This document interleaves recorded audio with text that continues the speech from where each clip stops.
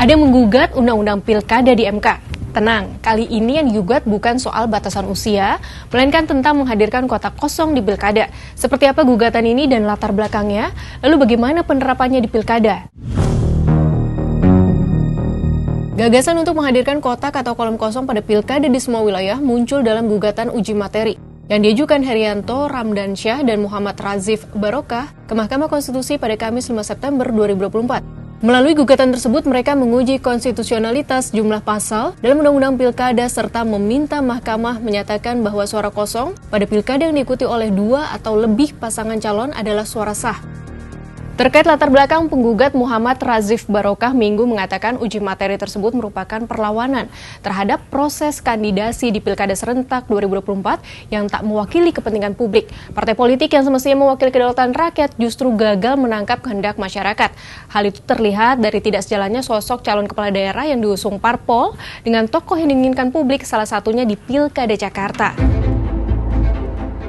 Ia menyontohkan di Pilkada Jakarta jika mengacu pada sejumlah hasil survei sebelum pengusungan paslon, Anies Baswedan dan Basuki Cahayapurnama menjadi sosok dengan elektabilitas tertinggi. Namun realitanya, Anies maupun Basuki tak dipilih parpol untuk didaftarkan sebagai bakal calon gubernur. Dari sini Razif menyebut parpol gagal menangkap kehendak rakyat karena mengusung orang lain yang sama sekali tidak terbayang oleh warga Jakarta. Adapun hingga saat ini total ada 3 bakal paslon di Pilkada Jakarta, yaitu Ridwan Kamil Suswono yang diusung Koalisi Indonesia Maju Plus yang terdiri dari 15 parpol. Pramono Anung Rano Karno merupakan kader PDI Perjuangan yang diusung parpol asalnya plus dukungan dari Partai Hanura. Dan pasangan Dharma Pongrek Kun Wardana maju lewat jalur perseorangan. Lalu bagaimana gugatan kotak kosong di seluruh pilkada ini di mata ahli hukum dan pemilu? Pengajar hukum pemilu di Fakultas Hukum Universitas Indonesia, Titi Anggreni menilai gugatan ini adalah wajar, mengingat kemunculan calon tunggal dan kandidasi pada Pilkada 2024 menunjukkan kuatnya hegemoni parpol yang terkesan tidak mengakomodasi pilihan warga. Warga lantas bisa saja kecewa.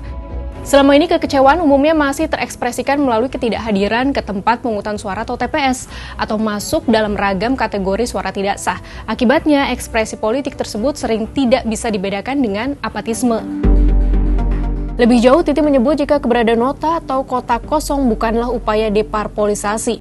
Mekanisme itu justru dapat meningkatkan kualitas pemilu karena di beberapa negara kehadiran pilihan lain di luar kandidat yang berkontestasi itu terbukti meningkatkan partisipasi pemilih. Tak hanya itu, kotak kosong juga bisa menjadi faktor pendorong parpol untuk meningkatkan kinerja, memperkuat politik gagasan, dan menghadirkan figur-figur terbaik untuk dipilih masyarakat.